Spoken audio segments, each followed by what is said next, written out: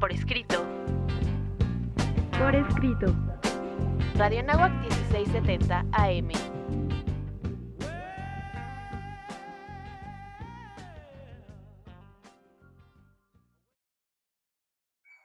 Estamos en Por Escrito, estamos en Radio Anáhuac, un programa más, y el día de hoy nos acompaña. ¿Qué tal? Sean muy bienvenidos al programa 168 de Por Escrito. Mi nombre es Cecilia Durán Mena y seguimos atrapando lectores para nunca dejarlos ir. Un servidor, Juan Carlos Padilla. No olviden seguirnos en nuestras redes sociales. Estamos en Facebook, Por Escrito MX, en Instagram, en Revista Por Escrito, en Twitter, @por escrito_. Recuerden que también estamos en Himalaya, también estamos en Spotify, nos pueden buscar en YouTube, estamos en todos los canales y por supuesto síganos, una transmisión cada miércoles a las 9 de la noche, un nuevo estreno en Código Libre. Hermanos conjugados. Ha llegado por fin el momento de que nuestro pequeño ejército lance su primer asalto.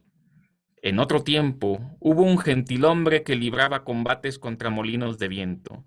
Pues bien, en nuestro caso, son los molinos de Satán los que tenéis que abatir. Vamos a nuestros pretextos literarios. Pretextos literarios.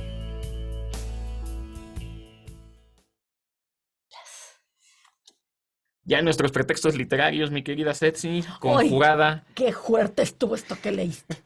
Verdaderamente. Bueno, vamos a hablar, mi querido Juan, de las máquinas como pretexto literario. Me parece que es un gran pretexto porque literatura y ciencia, literatura y progreso siempre han tenido una unión muy curiosa. Cualquiera podría pensar que se trata solamente de esta unión que hay con ciencia ficción, y no. La verdad es que desde los tiempos de Homero estaba la relación entre la máquina y la narración. Y si no, pues ¿qué fue el caballo de Troya? Aunque habrá que decir que el relato del caballo de Troya no aparece en la Ilíada. Exacto, pero digamos, tenemos esa referencia Claro. desde esos tiempos. La primera máquina mecánica, específicamente el primer engaño. A mí me gustaría justo comenzar por allí.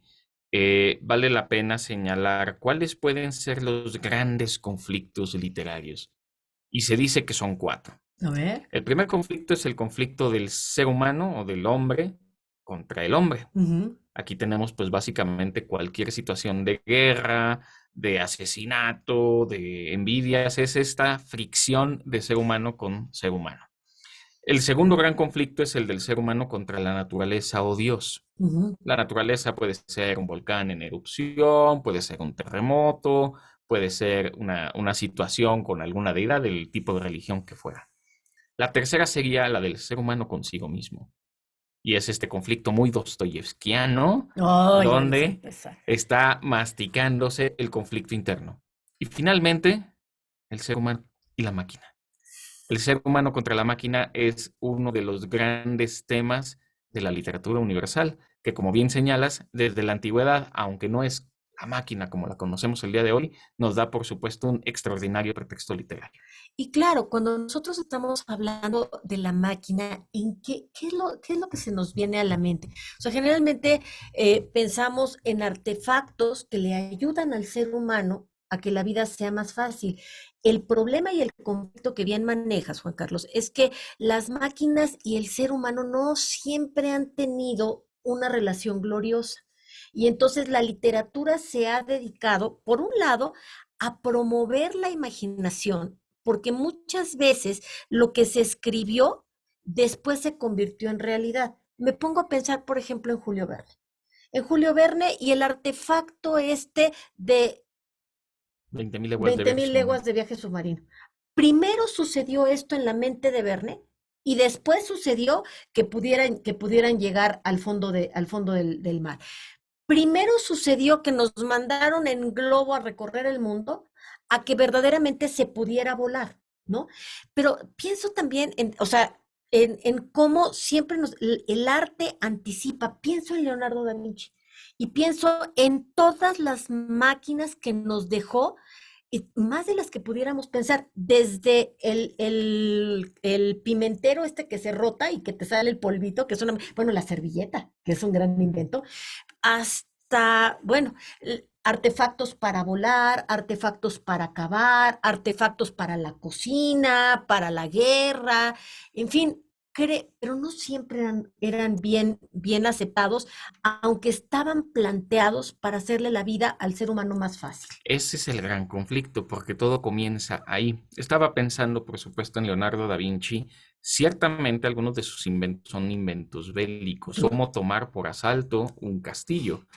Pero es la imaginación la importante. Me voy a aprovechar, me voy a agarrar ya de Leonardo para hablar de un empresario alemán durante la Segunda Guerra Mundial de nombre Ernst Haenkel.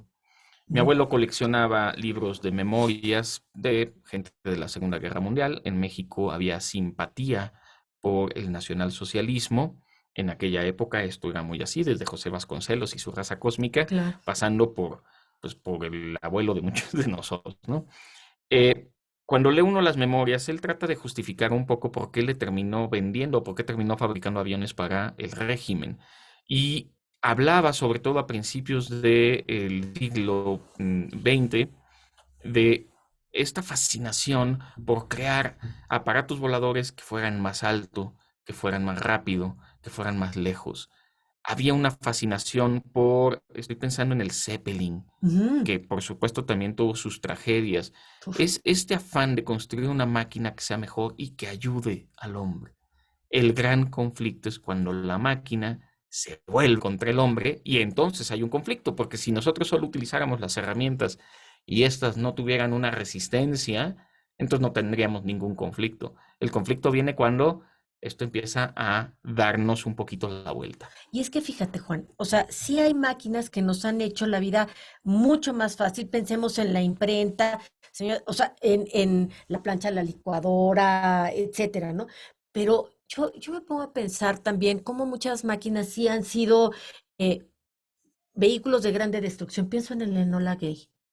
Y pienso que, ¿qué pasó cuando este hombre abrió las compuertas y sácatelas, dejó caer esta bomba que hizo tanta destrucción? Entonces, si de repente esta precaución frente a la máquina empieza, o sea, sí tiene su lógica.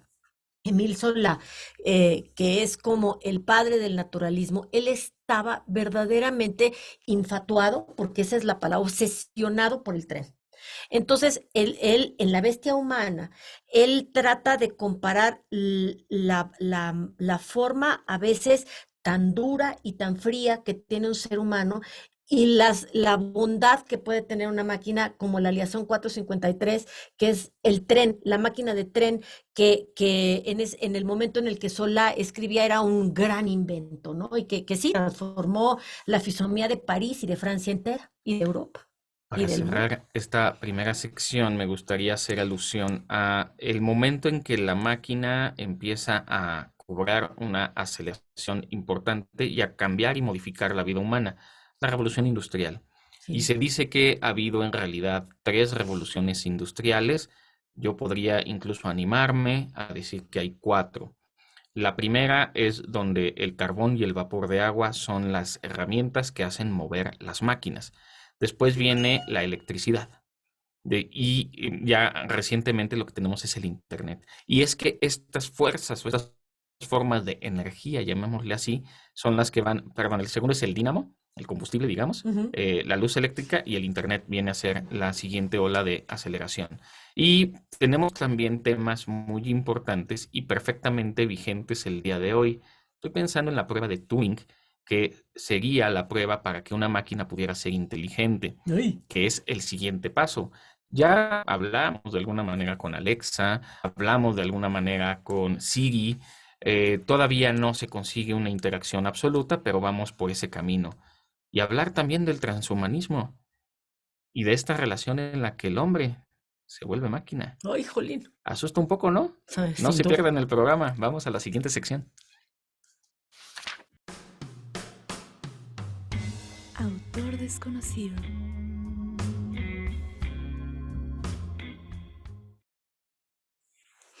En esta sección quisiera hablarles de las máquinas que le han sido útiles a los escritores. Bueno, fíjense que además de concebir al escritor y al lenguaje en términos maquínicos y en referencia al acto de escribir, Walter Ong decía que la escritura misma era una tecnología que utilizó diferentes tipos de máquinas, y estoy totalmente de acuerdo. La primera máquina que le fue muy útil a los escritores, pues fue la imprenta. Con respecto a la paradigmática relación que existe entre la escritura y la imprenta, en 1455, Johann Gutenberg publicó su primera Biblia con tipos móviles de metal, y con esto comenzó un largo proceso de transición que afectaría la esencia misma de la cultura de Occidente. Así de importante fue. Pasar del códice al libro impreso produce una estandarización no solo en la escritura, sino también en una serie de convenciones textuales y paratextuales, en índices, tablas, notas al pie, y también en la forma misma en la que se concebía y se transmitía el conocimiento. Otra máquina también súper importante, evidentemente, fue la máquina de escribir. En 1874 apareció en el mercado la primera máquina de escribir patentada por la firma Elephant Remington e Hijos. Esta era la mismísima fábrica que fabricaba estos famosos rifles Remington, una cosa así como muy, muy loca, ¿no? Salieron con otro producto de mercado. Bueno, la máquina de escribir no fue muy aceptada en sus principios, porque era considerada desde sus comienzos como un objeto inhumano que además deshumanizaba a aquellos que la utilizaban. Bueno, pero no es verdad, porque la primera poesía visual realizada con una máquina de escribir, que fue una mariposa dentro de un marco ornamental realizado por letras tipeadas, se registra en el año de 1898, y fue realizada por una secretaria. Entre las décadas de 1950 y 1970 ya el uso creativo de las máquinas de escribir estaba muy, especialmente pues por todas las potenciales aplicaciones en relación con el creciente movimiento de poesía visual, pero también de producción de novelas, de cuentos, etcétera. Otro también aparato que funcionó mucho y muy bien para los escritores fue el telégrafo. La telegrafía sin hilos de Marconi, quien llegó a obtener por su experimento el Premio Nobel de Física de finales del siglo XIX, momento en el que además aparecen nuevos medios que van a ayudar a los escritores no solamente a escribir, sino a transmitir su obra. La serografía, que también es uno de los inventos que ha funcionado mucho para los escritores, es que, bueno, la imprenta se había creado 500 años antes, pero para la década de los 30 del siglo XX, el mundo asistía a la proliferación inédita de reproducción de textos. Bueno, pensemos, eran momentos de guerra que se transformaron en economías globalizadas, en una creciente masificación de los medios de comunicación, en la visión de nuevos medios que se constituían como cambios muy importantes. Bajo estas nuevas condiciones, imagínense las fotocopias. Todos los escritos teóricos, los libros, los pequeños cuentos, muchos que ya ni siquiera se estaban editando, ahora se podían reeditar gracias a que se podían fotocopiar. Después empezaron los problemas de derechos de autor, ¿verdad? Otro, por supuesto, fue el gramófono. El poeta Guillaume Apollinaire sostenía que así como la fotografía había tomado a cargo estas cosas antes destinados únicamente a la pintura, el gramófono era como este motivo que él consideraba que había cambiado totalmente la manera de escribir. ¿Ya para qué escribir con pluma o en una máquina de escribir si podías grabar y se podía escuchar directamente la voz del autor? Bueno, ya si estamos hablando del gramófono, ¿qué les parece la radio? La radio era el texto del futuro, decía Kelevnikov. Imaginaban un nuevo medio que serviría para unir a la especie humana por medio de cables, por medio de ondas sonoras, y entonces si yo estoy aquí hablando, ustedes me escuchan, y así se transmite la idea y se transmite el conocimiento. Bueno, tanto fue así que en 1938 Orson Welles, basándose en la obra de H.G. Wells, La invasión del planeta de Marte, emite La Guerra de los Mundos la noche de Halloween, creando un episodio de crisis colectiva en Nueva York. Sí, efectivamente, las máquinas han ayudado mucho a los escritores.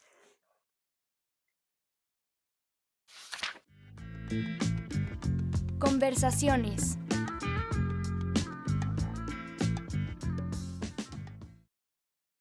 Hemos llegado ya a nuestras conversaciones, mi querida Ceci, y si me lo permites, me gustaría comenzar.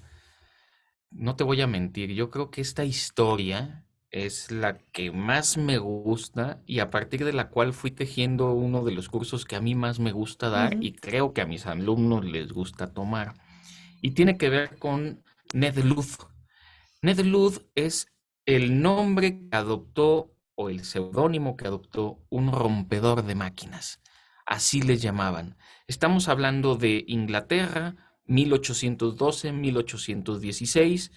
La gente harta de que la máquina es la que realmente está haciendo el trabajo, está desplazando al ser humano, particularmente en la industria textil, en la industria de los paños, en el centro de Inglaterra. Estoy hablando de toda la zona de Nottingham, donde además a Ned Ludd se le relacionará con el bandolero Robin Hood, que es legendario.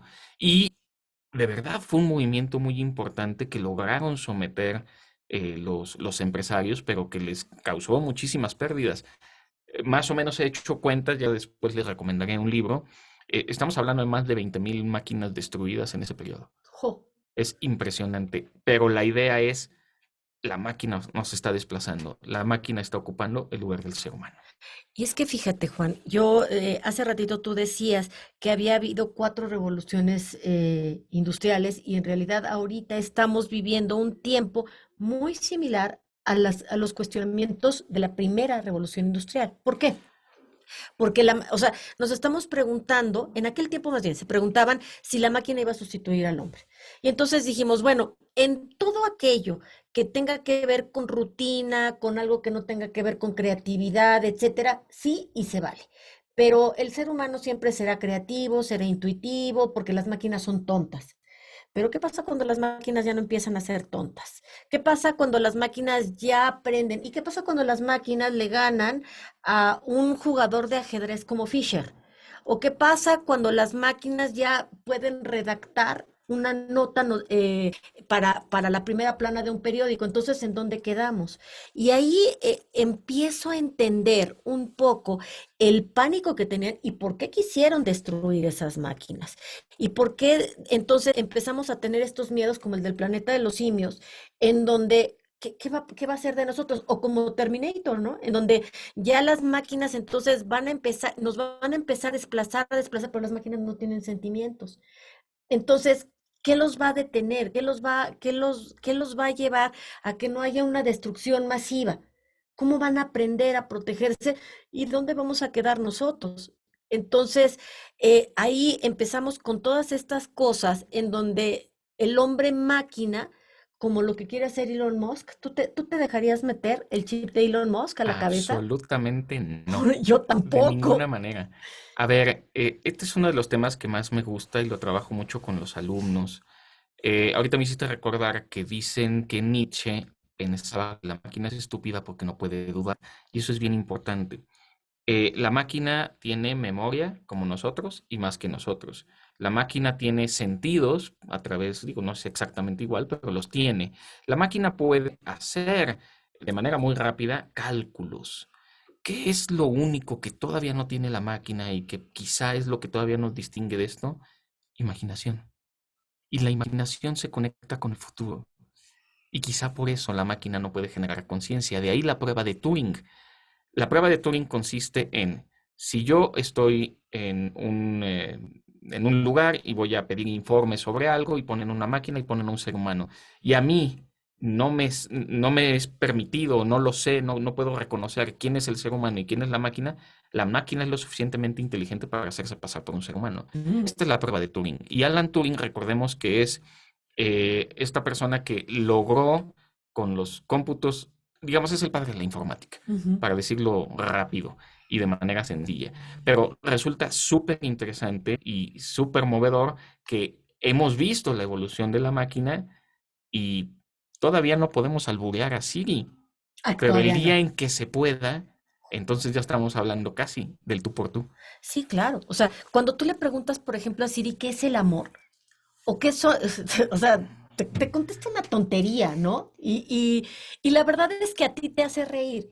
Y realmente ya uno no sabe si eso es inteligente o no, porque luego parece que cuando le preguntas cosas importantes a Siri, se las estás preguntando a lo mejor al primer mandatario de alguna nación, en donde preguntas cosas importantes y te contestan puras estupideces. Pero bueno, ya no sabes la verdad cómo está la máquina. Pero fíjate que regresando a la literatura, yo quisiera hablarte de un libro que verdaderamente me sacó las lágrimas, y es el libro de Clara y el Sol.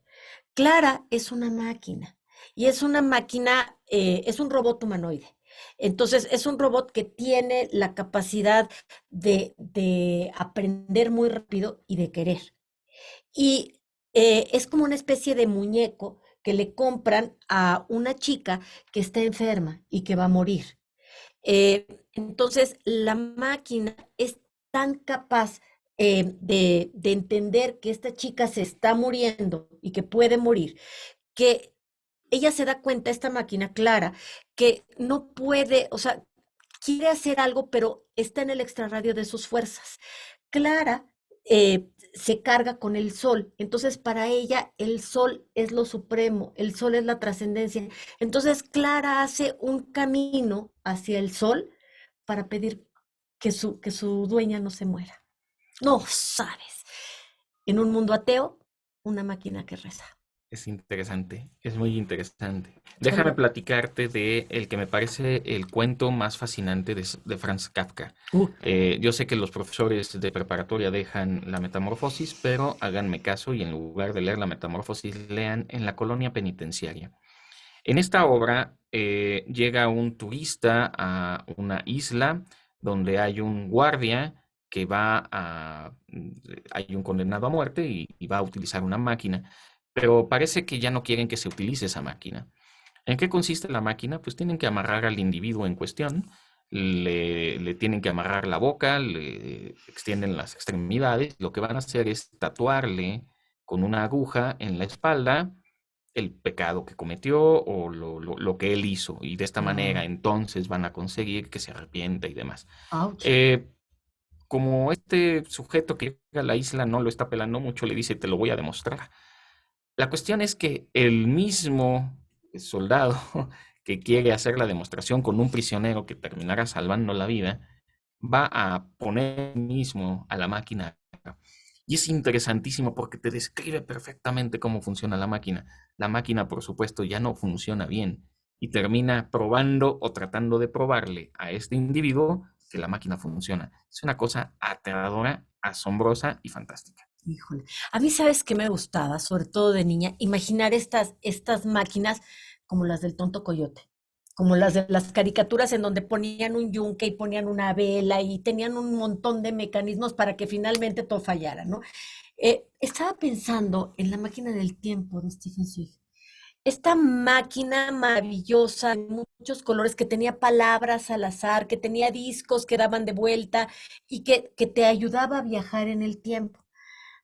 Actualmente está muy de moda estos viajes en el tiempo y en universos alternativos y en teorías de cuerda y todo, pero él tenía algo mucho más como sencillo, en donde en realidad él no se hacía tantos cuestionamientos científicos, sino estaba concentrado directamente en la máquina. Y la máquina, nada más de imaginarla, hay un capítulo de The Big Bang Theory en donde reproducen la máquina y la verdad la ves y es una máquina bellísima, es una máquina preciosa.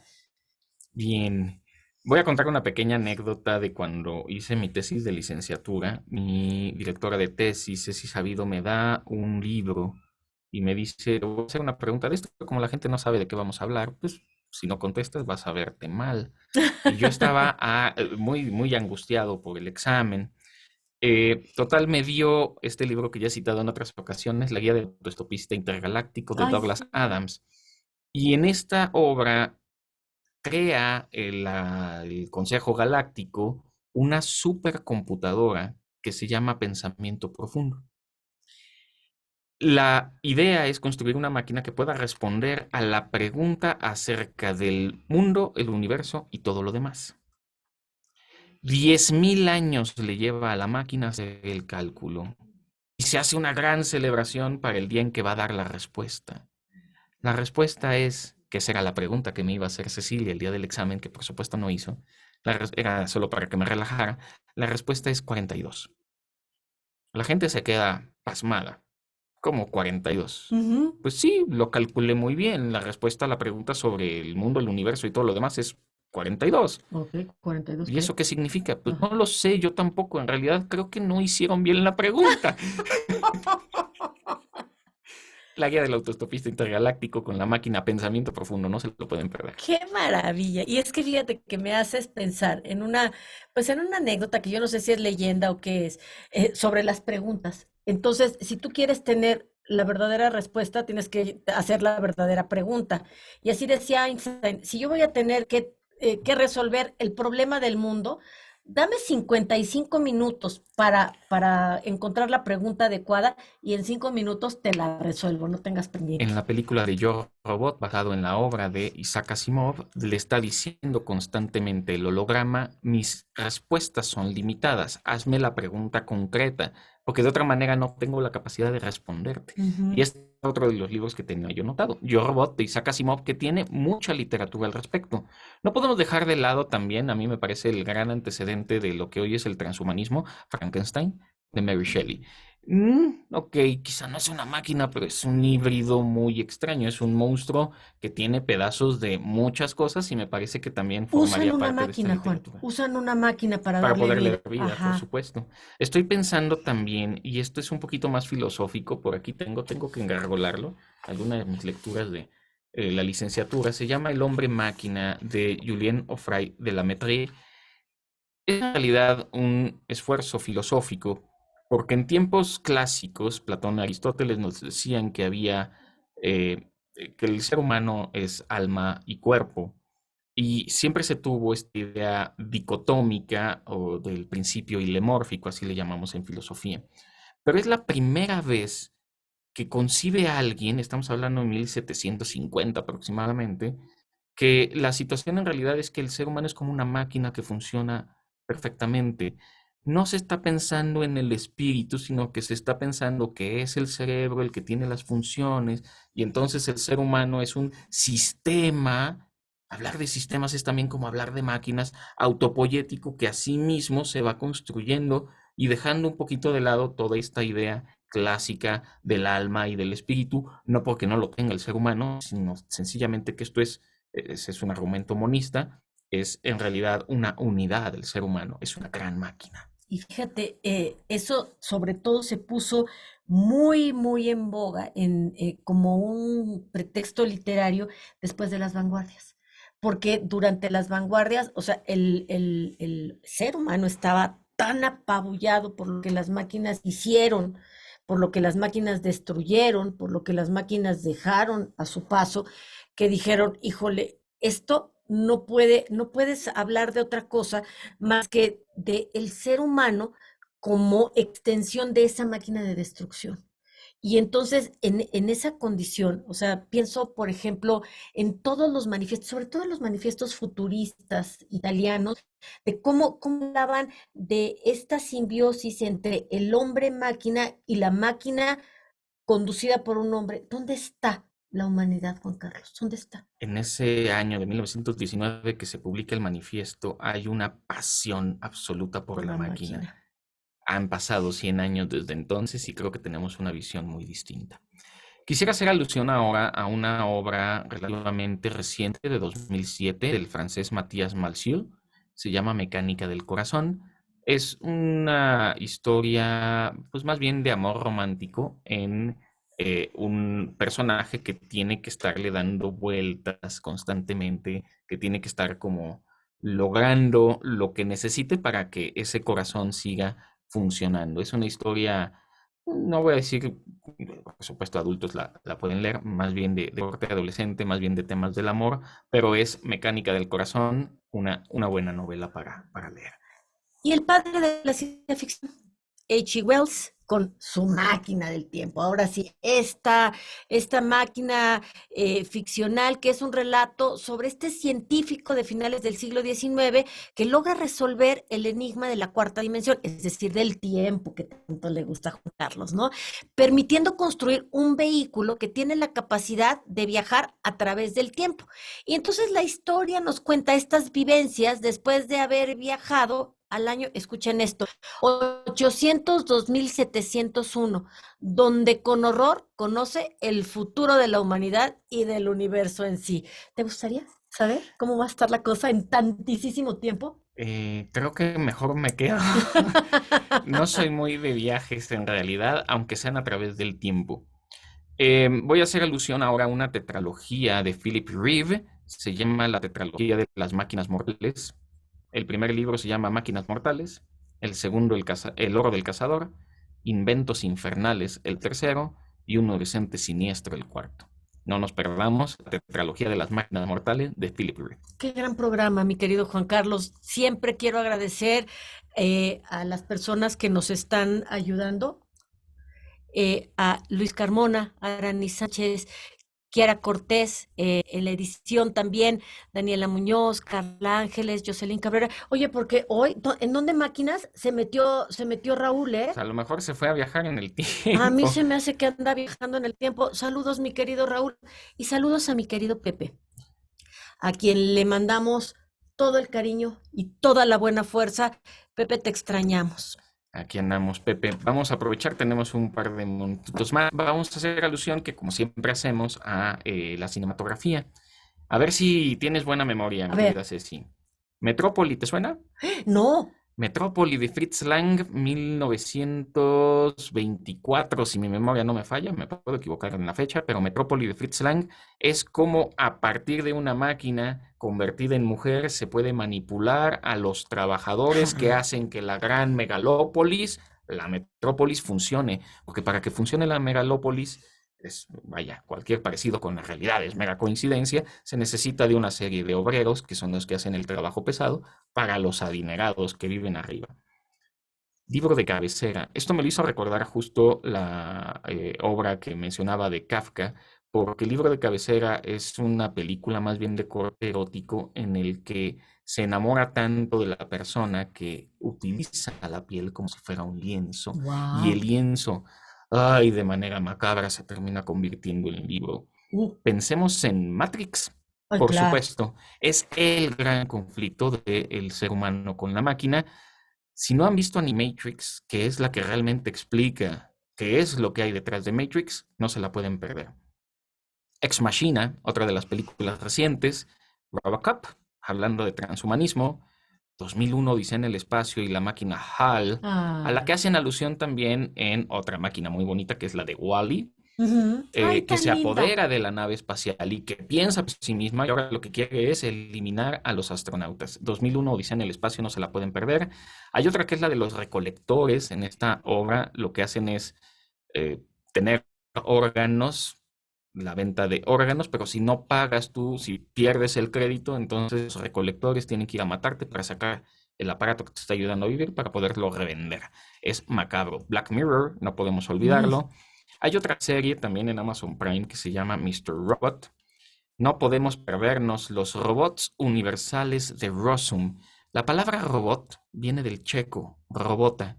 Karel Čapek escribió esta obra de teatro de ciencia ficción. Puse aquí el dato de cuándo fue que se estrenó, pero estamos hablando de principios también de 1920. Pero apenas esa palabra, robot, que viene del checo, se inventó en ese momento. Voy a recomendar La cólera de Luz, de Julius Vandal.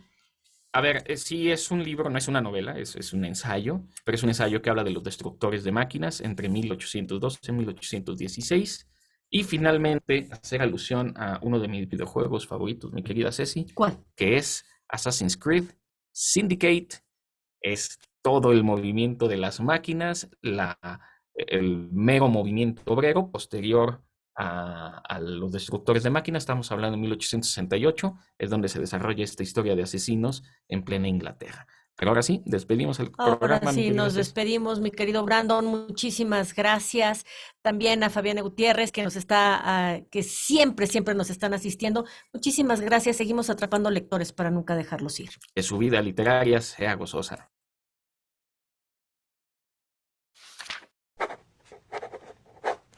Ultimátum.